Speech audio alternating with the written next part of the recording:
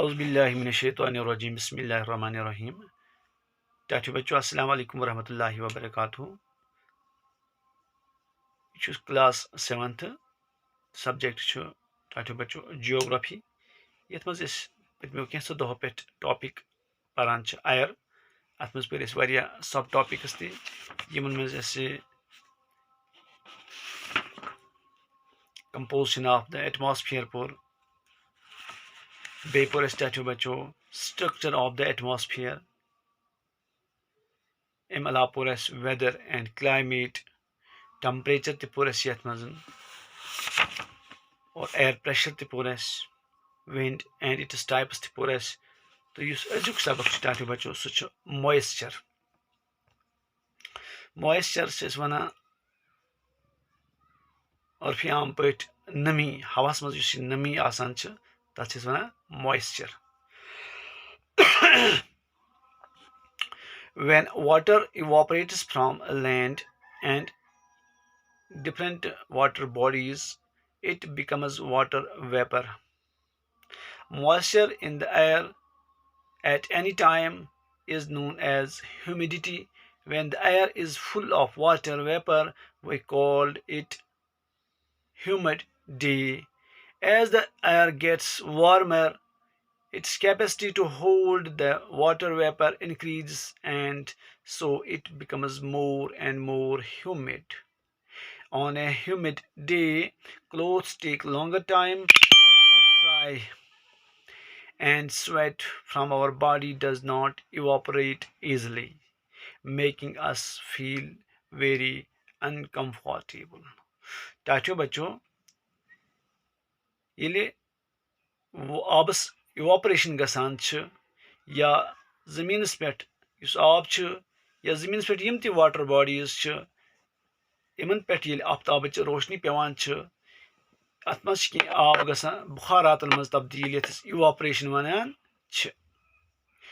यम बुखारात हम हवास मज रोजान वारियस कालस और ये हवास मज रोजान वन कि हवास मज नमी और ये हवास मज नमी वन अत मज ह्यूमिडिटी ये वह हवा वाटर वेपरो सतन बरत टाटू बच्चों one it is called humid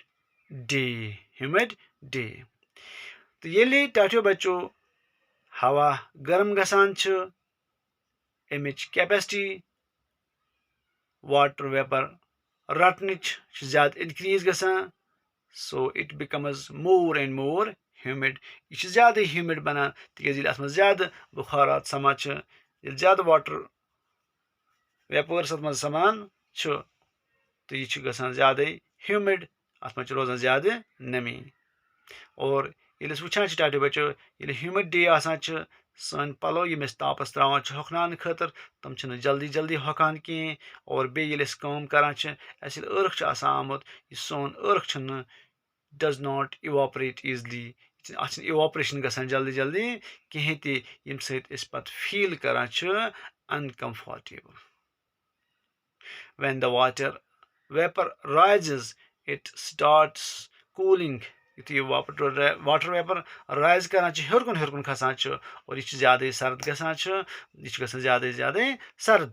The water vapor condenses.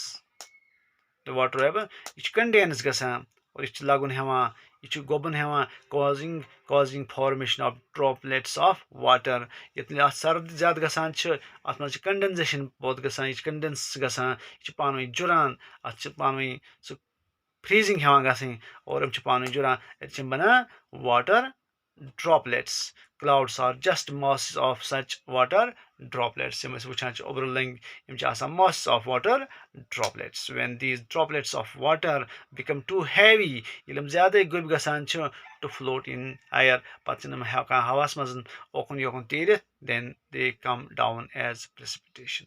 और पत ओतान गैस की सूरत मज पे वापस वसान बिक्स बदलावान पन यह दार पन रूप बदलावान वो वसान बे वापस लिक्विड सोर्स मज अत one precipitation. Jet planes flying in the sky leave a white trail behind them. The moisture from their engine condenses. Engine moisture from their engine condenses. Condense karan, we see trail of this condensed moisture. तो ये वुचान condensed moisture पत्किन अथ आसान वुचान पत for some time when there is no air moment to disturb it.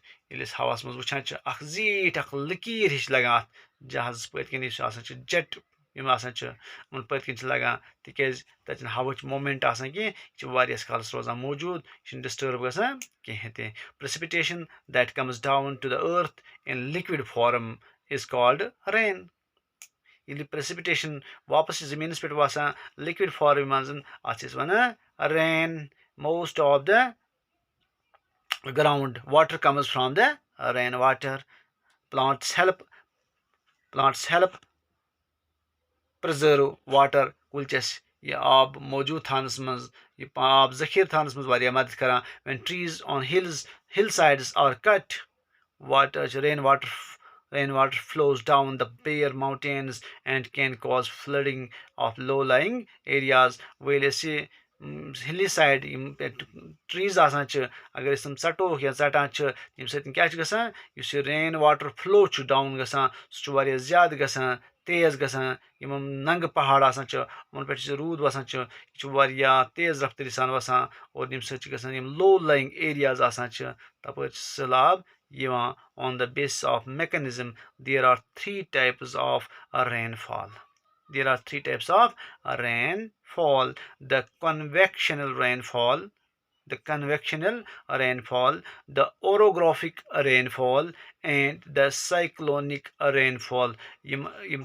Types of rainfall पर इंशाल्लाह brought कुन ऐसे तो यम जाय आमत युत वन कि there are three types of rainfall: convectional rainfall, orographic rainfall, and cyclonic rainfall. Rainfall is very important for the survival of plants and animals. It brings fresh water to the earth's surface. If rainfall is less, water scarcity and drought occur. Yel rainfall kam gasan ab killat gasan katsali badan. On the other hand, if it is more, well, rainfall zyada gasan floods take place. सैलबी सूरत हाल गसान लिहाजा सोन यह फर्ज बनान कि थवन पन environment balanced पन सोन ecosystem यह थवन balanced रोज अमि सत पे सैनिस रेनफॉल्स पे कहें ते असर और सोन इन्वायरमेंट ठीक रोज सोन अल्लाह ताला निज़ाम दितमुत यह पके ठीक पे. तो अत वोत यह सोन सबक अंत यह गो मुकम्मल. इंशाल्लाह नईस क्लास मज करो इम लेसनिक textual questions.